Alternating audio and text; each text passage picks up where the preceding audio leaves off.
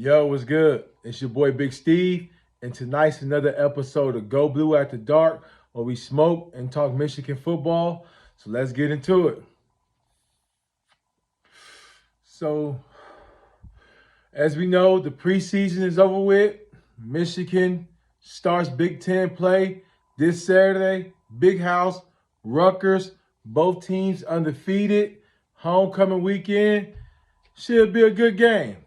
Just a couple things to talk about going over Rutgers, what they got, their playmakers, offensive stats, record, schedule so far, and what to expect from Michigan as well. So, like I say, Rutgers coming to the season 3-0. And if you're a Michigan fan, you know one thing about Greg Sirianno. He's going to have Rutgers ready to play against Michigan. For some reason, no matter what their record is, every year, Rutgers give us fits. And this year, they defeated Northwestern, Temple, and Virginia Tech so far. And their quarterback, Galvin, I'm not going to attempt to say his last name. For some reason, every team got these weird-ass last name quarterbacks. But Galvin has threw for 407 yards so far. 3 touchdowns, no interceptions. He's a dual threat quarterback. He's also the second leading rusher on the team. He has 28 carries, 144 yards, and 2 touchdowns. And with that being said, one of our weaknesses I noticed so far is probably keeping the quarterback in the pocket and not giving up big yards. Luckily, we haven't faced too many quarterbacks who just had that top end speed, but that's one thing has always given us fits. And, their running back, Cal, once again, he has a weird-ass last name as well. He has 357 rushing yards, 5 touchdowns. Their leading receiver is Ja'Cory Jackson, 5 catches, 99 yards, and no touchdowns. Their second leading receiver, Christian Dremel, 7 catches, 72 yards, 1 touchdown. Their defense has a total of 8 sacks and 5 interceptions. And so, what I'm expecting Michigan to come out and really establish the line of scrimmage. I've got a feeling it's Jim Harbaugh first game back. Emotion's going to be high. They're going to come out and try to run the ball. And I can't speak for everybody, but I know myself, as a Michigan fan, I really would like to see JJ air it out. I know some of these spoiled Michigan fans, JJ threw 3 interceptions last game, and maybe, I'm not worried about last game. Let's air it out. Let's make Roman Wilson the vocal point of the offense. The dude's a baller. Even when you look back at some of those throws where he threw it to Cornelius Johnson, and good thing he tipped it because it was underthrown. It could have been picked.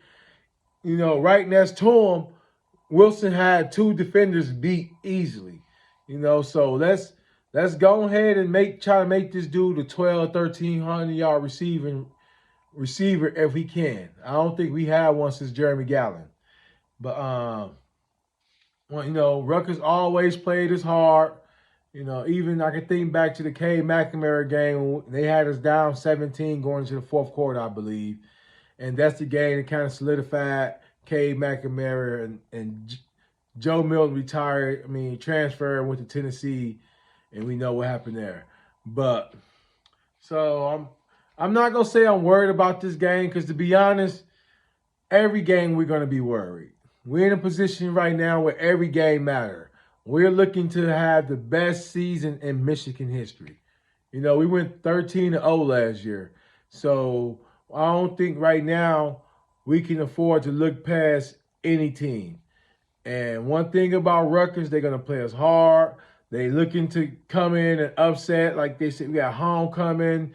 Jim Harbaugh's back. So we just automatically think we finna go in here and run over these dudes when that's not going to be the case.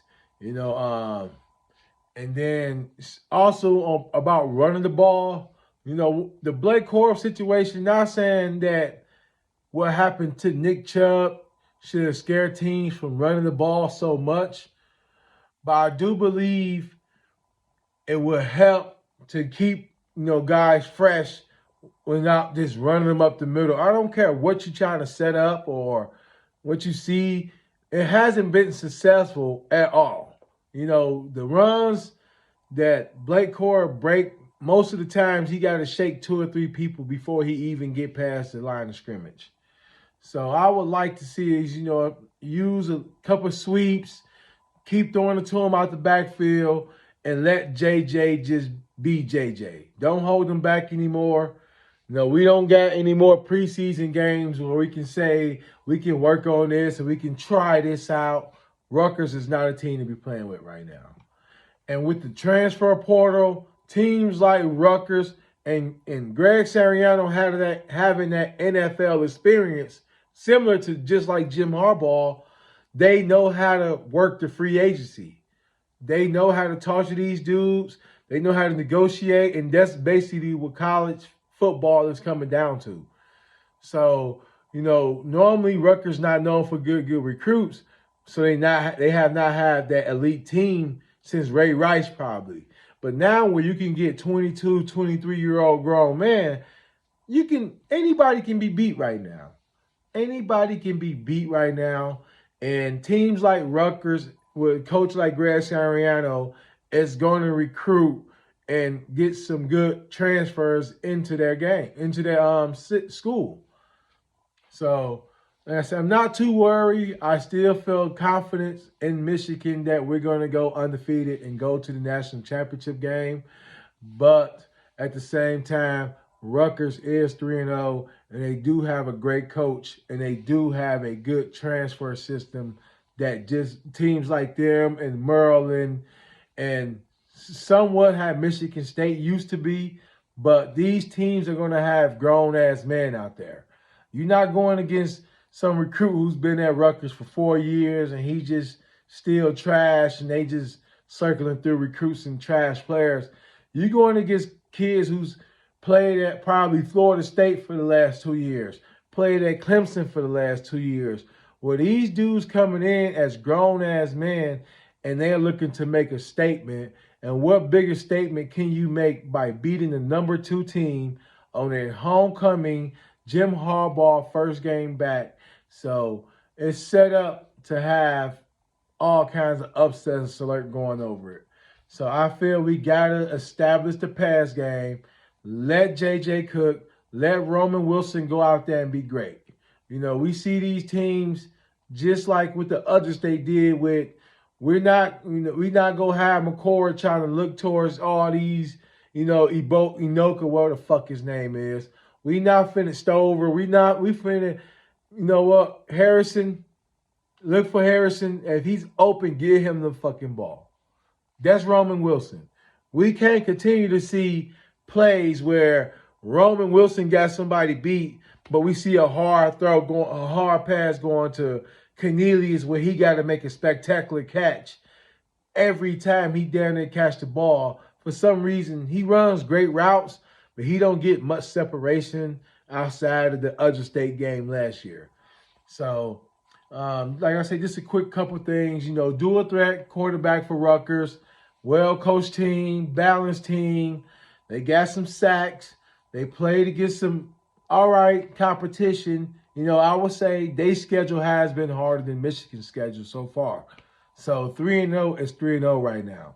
And we got a hard one on our hands. So, like I said, I look forward to JJ coming out, throwing somewhere between 30, 40 passes.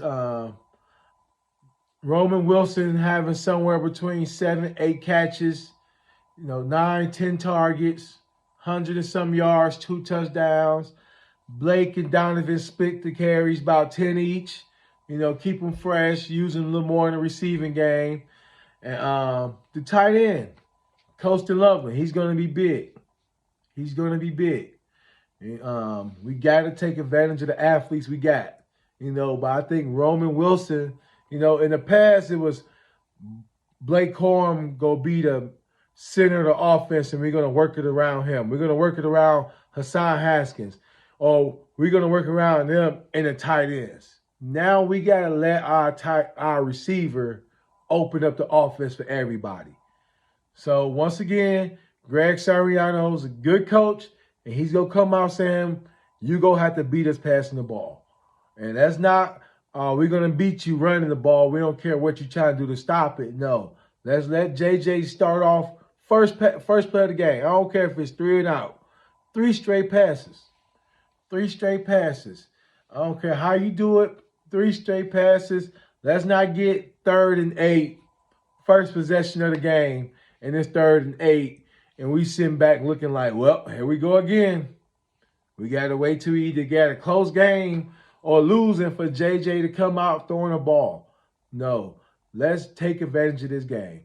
Let's send a statement that we are on a mission to accomplish something history. We trying to go 15-0. Ain't too many schools can say that. We trying to go 15-0, and Rutgers is in our way right now. And they thinking the same thing where we just trying to ruin you motherfuckers' weekend. We want Jim Harbaugh to look sad. We want y'all homecoming to look sad. We want these ugly-ass uniforms y'all wearing to look sad. And so they're going to come. They're going to come. They're going to pause, major pause moment. But they're going to bring it. And we got to be prepared. We got to be prepared we're going to dictate how this game go. We're going to establish the passing game. And then once we get up on you, 21 zip going into halftime, we finna run it down your throat. We finna give our second string because we got to get a second string offense going.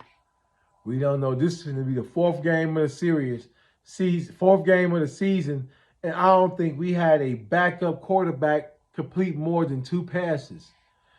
Alex Orji, I don't put him in another position. Kick return, use him almost like Cordell Patterson for the Falcons, because he's back there looking uncomfortable. The Jaden guy, maybe we can see something there, but we got to get off on this team to where we can get our starters out and see, can we get these backups. I'm excited to see what Keon Sabb keep doing. I'm excited to see who's going to play. Is Rob Moore going to play? How they're going to manage that? And overall, I'm just looking to Michigan to dominate this game. Hopefully, it's not going to be easy, but if we the team that we feel we can be, we should win this game 45-17. 45-17, and some backups getting some actions. And so other than that, go blue.